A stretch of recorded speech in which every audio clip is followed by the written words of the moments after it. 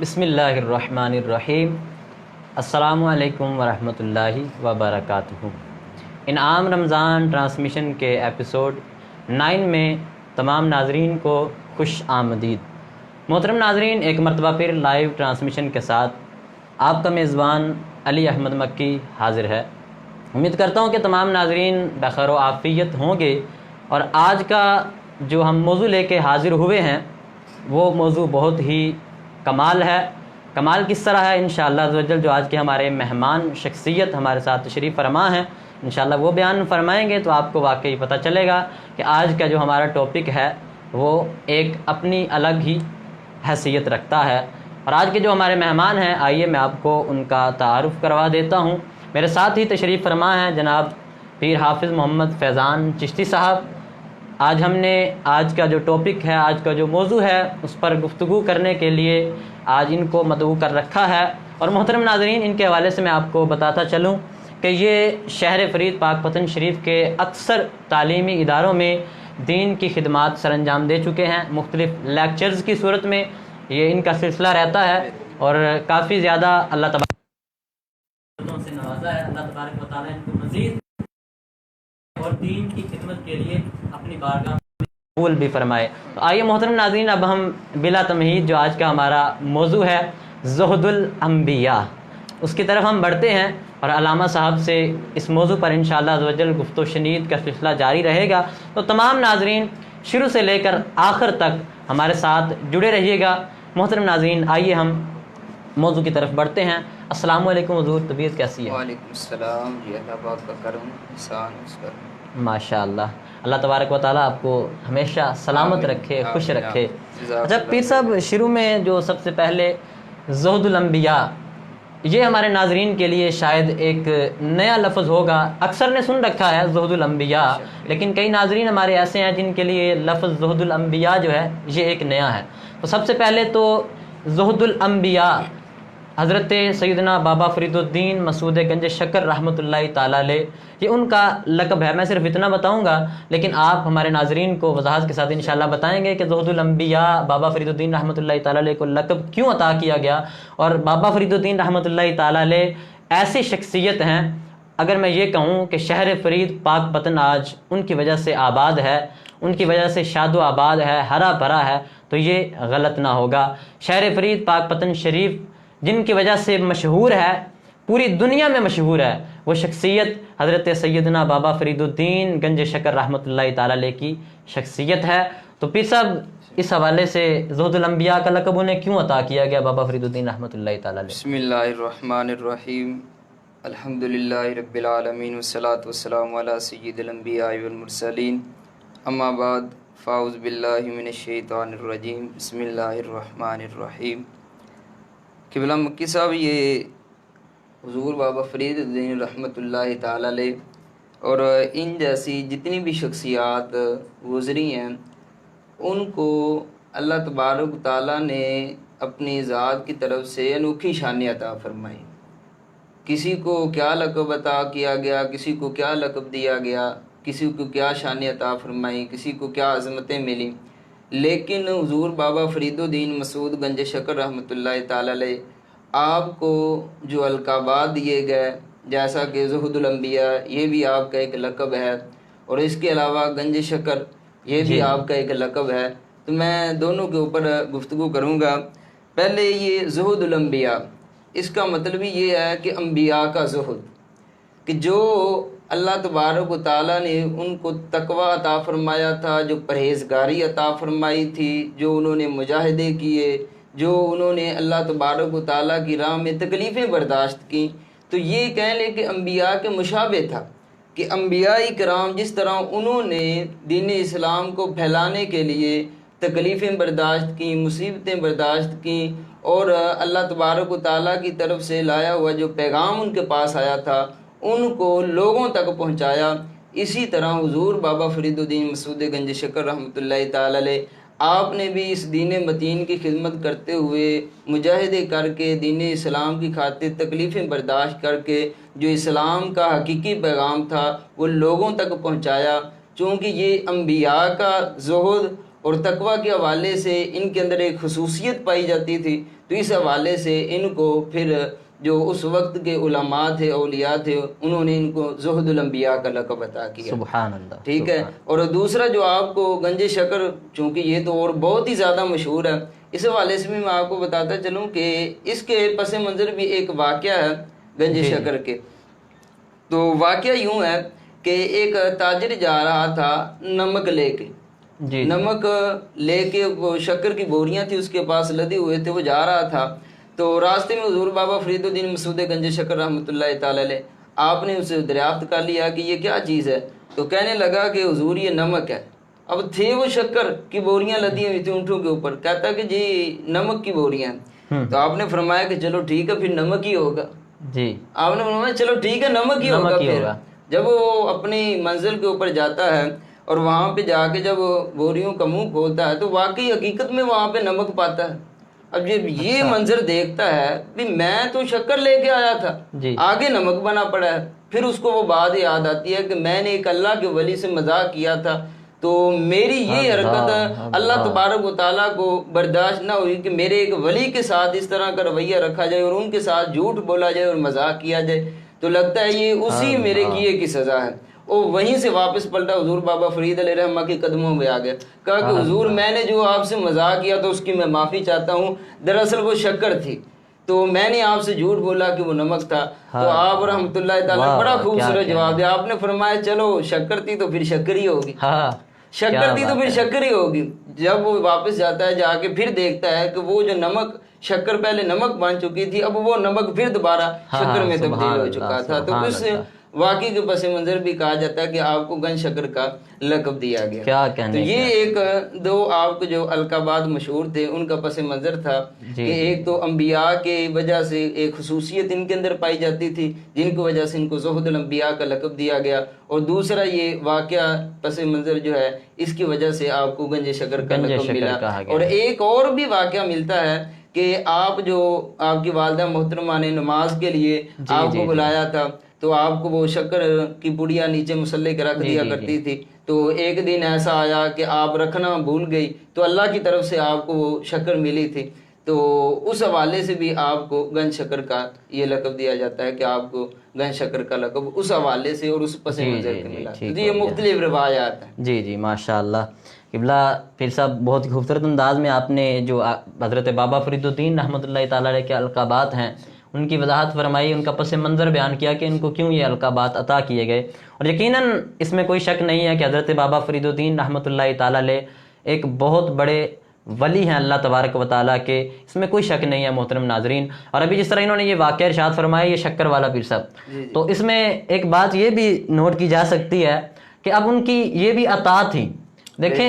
پہلے اس بندے نے مذاق کیا لیکن انہوں نے پھر بھی اس بات پہ غصہ نہیں کیا نا، بعد میں جب بندہ دوبارہ آیا توبہ طائب ہونے کے لیے، معافی مانگنے کے لیے، تو آپ نے فوراً ان کو معاف کر دیا۔ اب یہاں پہ ایک یہ بھی نقطہ ہمیں ملتا ہے کہ جو بندہ تمہارے در پہ آ جائے، تمہیں معافی مانگنے کے لیے آ جائے، تو اس سے ٹھکرانا نہیں چاہیے، چاہے جتنا بھی مسئلہ ہو اس کو معاف کر دینا چاہیے۔ میں ناظرین کرام سے یہی درخواست کروں گا کہ اگر ہمارے ساتھ اس طرح کا کوئی معاملہ بنتا ہے تو ہمیں حضور بابا فرید علیہ رحمہ کی سیرت کو سامنے رکھتے ہوئے آپ کی اس بات کو فالو کرنا چاہیے کہ اتنا بڑا آپ کے ساتھ اس نے مذاق کیا اور جھوٹ بولا، پھر آپ کی بارگاہ میں وہ آیا اور اس نے معافی مانگی تو آپ نے اس کو معاف فرما دیا۔ تو ہمارے اندر بھی یہ درگزر والا جو چیز ہے ہمارے اندر بھی یہ ہونی چاہیے کہ ہم بھی معاف کرنے والوں میں شامل ہو سکیں۔ جی بالکل قبلہ، جس طرح میں نے ابھی تھوڑی دیر پہلے عرض کیا کہ اس میں کوئی شک نہیں ہے کہ حضرت بابا فرید الدین رحمۃ اللہ تعالیٰ اللہ تبارک و تعالیٰ کے بہت بڑے ولی ہیں، تو ولی اللہ ہونے کی حیثیت سے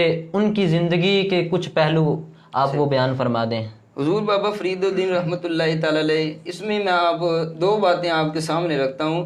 ایک بات تو یہ ہے کہ حضور بابا فرید علیہ رحمہ کی جو آپ کی سیرت مبارکہ تھی اس حوالے سے میں ایک طائرانہ نظر آپ کی زندگی مبارک کے اوپر میں آپ کے سامنے رکھوں گا، اور اس سے پہلے ایک جو دوسری بات ہے وہ یہ ہے کہ آپ ولی اللہ کیسے بنے؟ یہ آیا کہ وہ پیدائشی ولی تھے یا کہ پھر کچھ بعد میں اسباب کار فرما ہوئے جن کی وجہ سے آپ کو اللہ تبارک و تعالیٰ نے یہ مقام و مرتبہ عطا فرمایا، اور وہ کیا چیزیں تھیں جنہوں نے آپ کو ولایت کے مقام کے اوپر پہنچا دیا؟ تو سب سے پہلے میں یہ آپ کی جو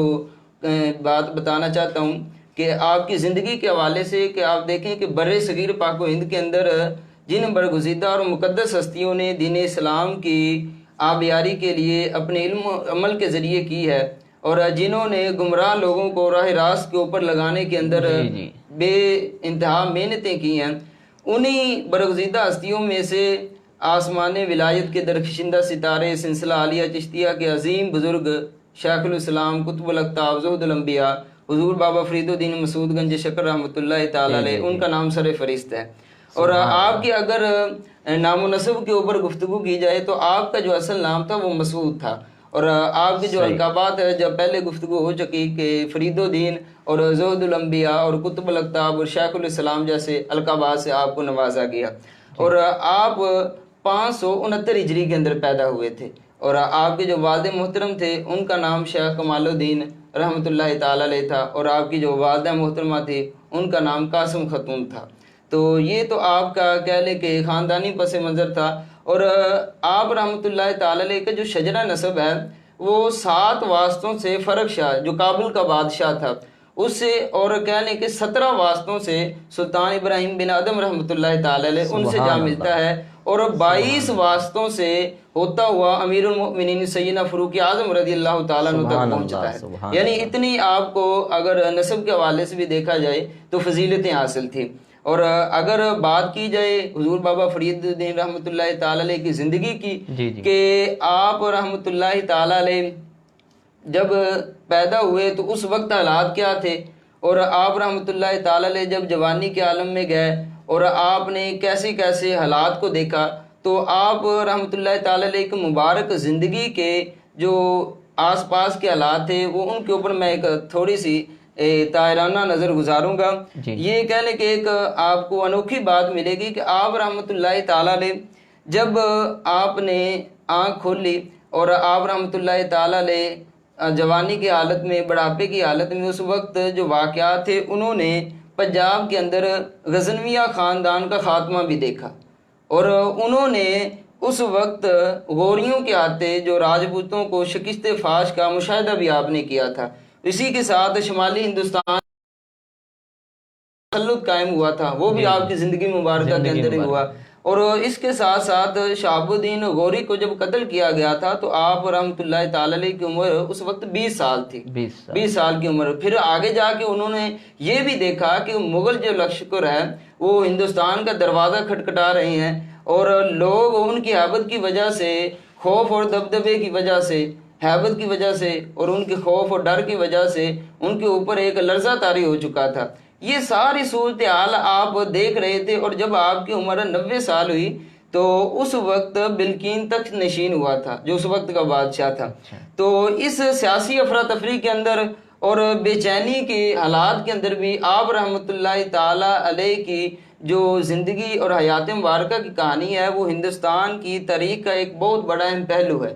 کہ دیکھیں کہ جتنے بادشاہ گزرے، جتنی کہہ لیں کہ اس وقت لوگ گزرے، بڑی بڑی شخصیات گزری، آج ان کا نام صرف کہانیاں ماضی کی بن کے رہ گیا ہے، لیکن حضور بابا فرید رحمۃ اللہ تعالیٰ نے اس نازک دور کے اندر جو جدوجہد کی، اسلام کی تبلیغ کی، اور جو آپ کا پیغام تھا وہ آج بھی لوگوں کے دلوں کے اندر زندہ ہے، آج بھی لوگوں کے دلوں کے اندر زندہ ہے، اور لوگ ان کی سیرت سے اپنے آپ کو سدھار رہے ہیں، اپنی زندگی کو ایک صحیح ڈائریکشن کے اوپر لا رہے ہیں۔ تو یہ آپ رحمۃ اللہ تعالیٰ علیہ کا پس منظر تھا کہ زندگی کے اندر اور آپ کے حالات مبارکہ کے اندر جو اس وقت حالات رونما تھے۔ اور اس حوالے سے اگر بات کر لی جائے سلسلہ عالیہ چشتیہ کی تو اس میں کے اندر بھی حضور بابا فرید رحمۃ اللہ تعالیٰ علیہ کو ایک نمایاں حیثیت اور مقام یہ آپ کو حاصل تھا۔ سلسلہ عالیہ چشتیہ کی جو بنیاد تھی وہ خواجہ معین الدین چشتی اجمیری رحمۃ اللہ تعالیٰ علیہ انہوں نے رکھی، اور پھر اس کو خواجہ قطب الدین بختیار کاکی رحمۃ اللہ تعالی علیہ آپ نے اس کو پھر دہلی کے دور دراز علاقوں کے اندر پھیلایا، لیکن حضور بابا فرید رحمۃ اللہ تعالی علیہ آپ نے اس سلسلہ عالیہ چشتیہ کو استحکام عطا فرمایا، استحکام عطا فرمایا، اور انہی کی وجہ سے آج کہہ لے کہ سلسلہ عالیہ چشتیہ جو پوری دنیا کے اندر ایک سلسلہ تسلیم کیا جاتا ہے اور ہزاروں لوگ اس سلسلے سے فیض حاصل کر رہے ہیں۔ تو اس حوالے سے اگر دیکھا جائے تو سلسلہ عالیہ چشتیہ کے اندر بھی آپ کے ایک نمایاں مقام حاصل تھا۔ پھر اگر آپ کے ابتدائی جو بچپن کے حالات تھے ان کو دیکھا جائے تو آپ کی جو ابتدائی تربیت تھی وہ والدہ محترمہ نے کی، اور 13 سال کی عمر کے اندر آپ نے قرآن مجید حفظ کر لیا. سبحان 13 سال کی عمر کے اندر قرآن مجید حفظ کر لیا تھا. سبحان اللہ. اور اس کے بعد پھر آپ نے علوم درسیہ حاصل کرنے کے لیے ملتان کا رخ کیا. ملتان اس وقت علم و حکمت کا ایک بہت بڑا مرکز تھا. سرائے والی مسجد ملتان کے اندر تھی جہاں پہ مولانا منہاج الدین تفسیر حدیث اور درس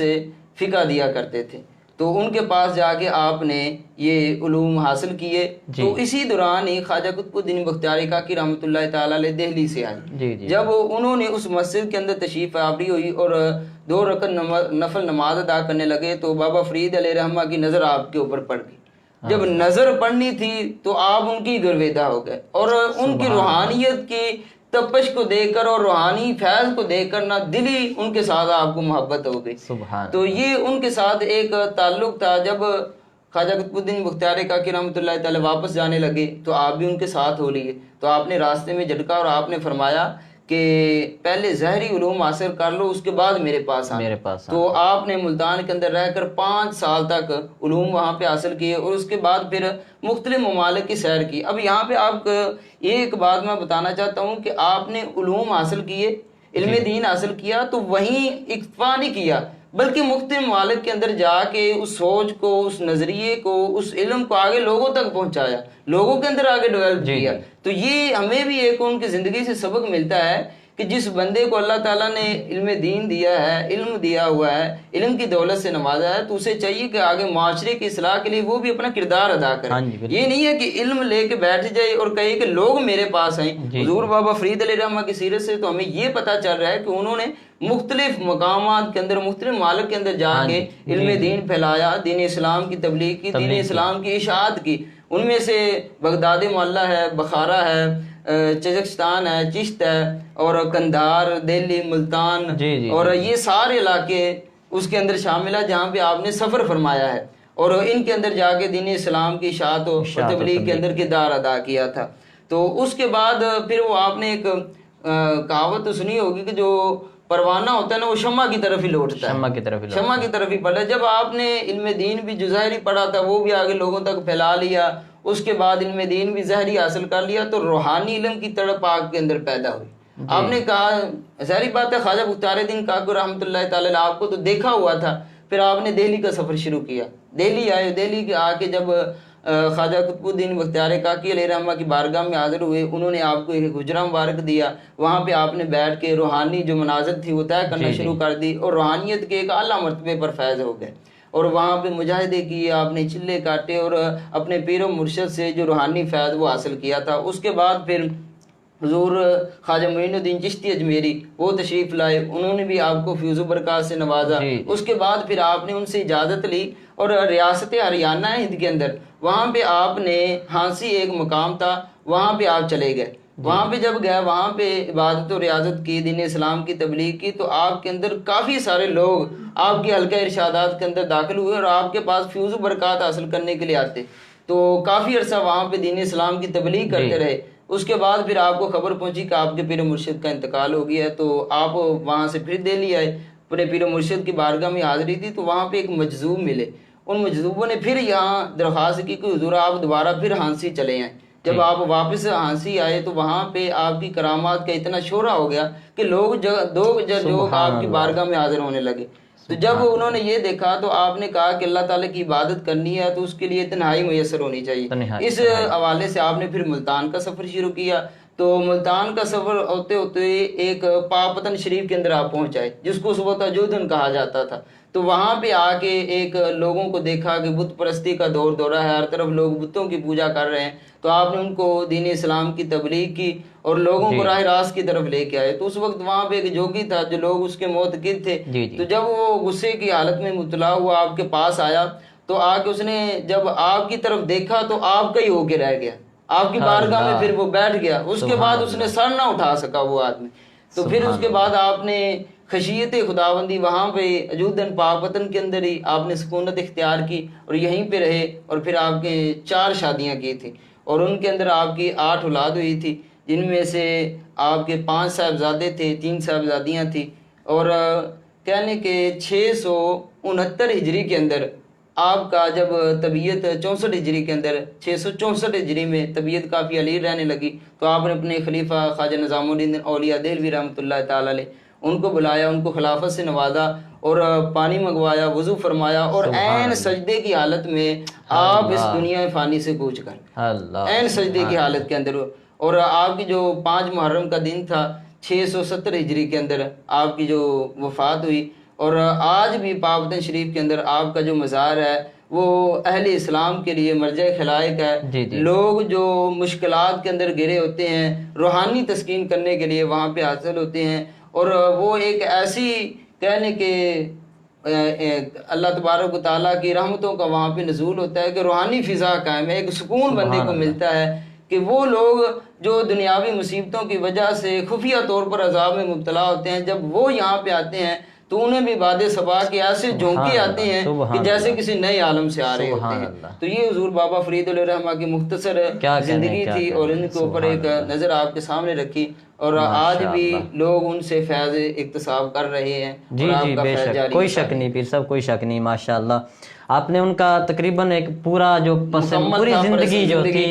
بچپن سے لے کے آخر تک ان کی وفات تک وہ آپ نے بیان فرمائی ہمارے ناظرین کے سامنے۔ محترم ناظرین، اس حوالے سے حضور بابا فرید الدین رحمۃ اللہ تعالی علیہ کی زندگی کے تقریباً اکثر پہلو پیر صاحب نے آپ کے سامنے رکھے، تو اس میں ایک چیز یہ بھی ہے کہ حضور بابا فرید الدین رحمۃ اللہ تعالی علیہ کا جو توکل ہے،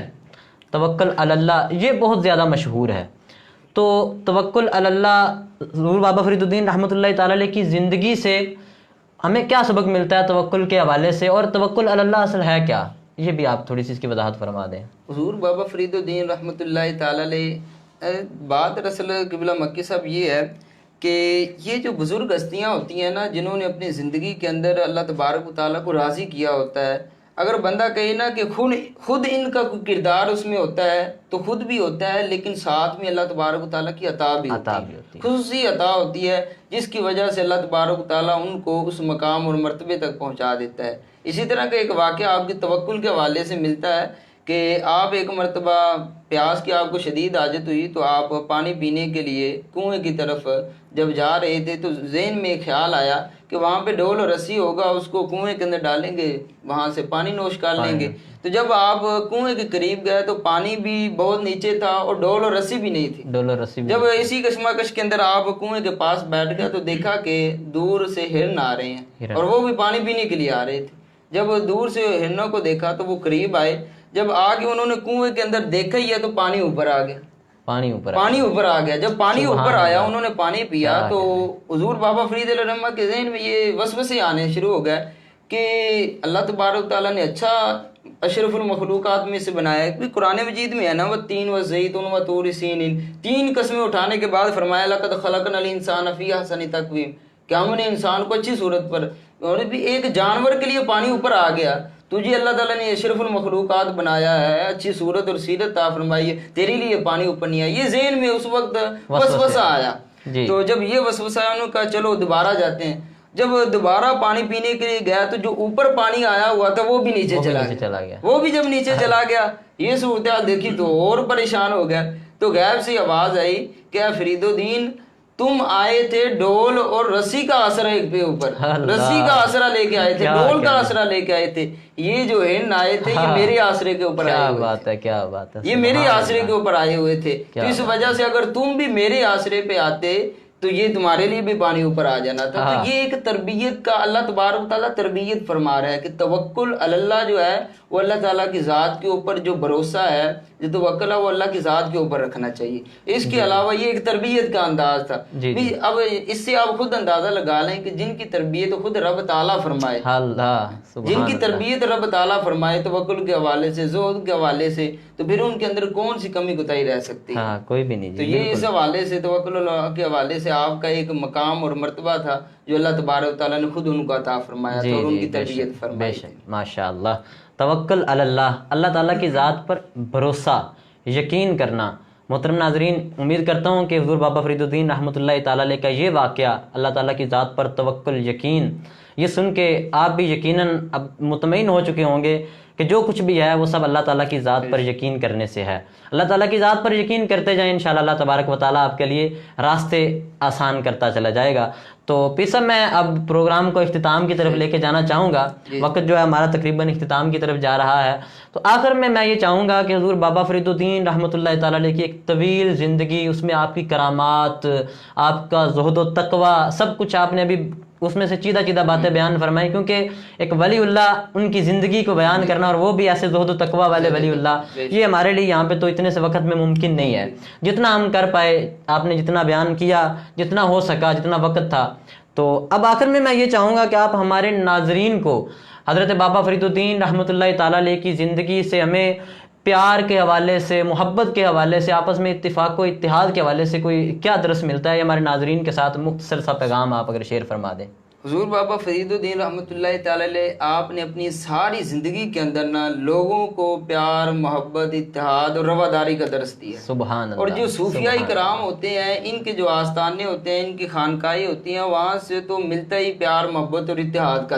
درس. وہاں پہ یہ فرقہ واریت، وہاں پہ جناب والا یہ آپس میں دنگا فساد، اس طرح کی چیزوں کا تصور بھی نہیں پایا جاتا.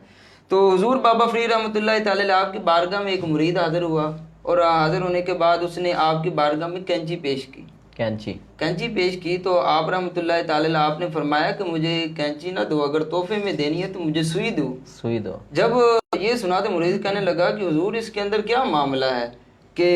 اگر کینچی دی تو اس کے اندر حرج کیا ہے، اور ایک سوئی ہے وہ بھی دینی ہے، کینچی بھی دینی ہے، لیکن فرق کیا ہے؟ تو آپ رحمۃ اللہ تعالی آپ نے فرمایا کہ جو سوئی ہوتی ہے وہ لوگوں کو کپڑے کو پیوند لگانے کے لیے ہوتی ہے جی، اور جو ہوتی ہے جناب والا یہ کینچی ہوتی ہے وہ کاٹنے کے لیے ہوتی ہے. تو میں لوگوں کے درمیان لوگوں کو نفرت دلانے کے لیے اور باہم لوگوں کے تعلق کو کاٹنے نہیں آیا، بلکہ میں تو لوگوں کو باہم جوڑنے کے لیے آیا ہوں. تو جوڑنے کے لیے آیا ہوں، تو لہٰذا مجھے سوئی دیا کرو تاکہ میں لوگوں کو آپس میں پیار محبت کے ساتھ پیوند لگا دوں. تو یہ حضور بابا فرید رحمۃ اللہ تعالیٰ علیہ کی سیرت کا ایک پہلو تھا کہ جس سے ہمیں اس بات کا درس مل رہا ہے کہ حضور بابا فرید رحمۃ اللہ تعالیٰ علیہ آپ کی جو زندگی ہے اس سے محبت، پیار اور اتحاد کا درس مل رہا ہے، جسے ہمیں اپنانا چاہیے اور اپنی زندگی کے اندر ان کو اپلائی کرنا چاہیے. جی بالکل اپلائی کرنا چاہیے. جی تو محترم ناظرین،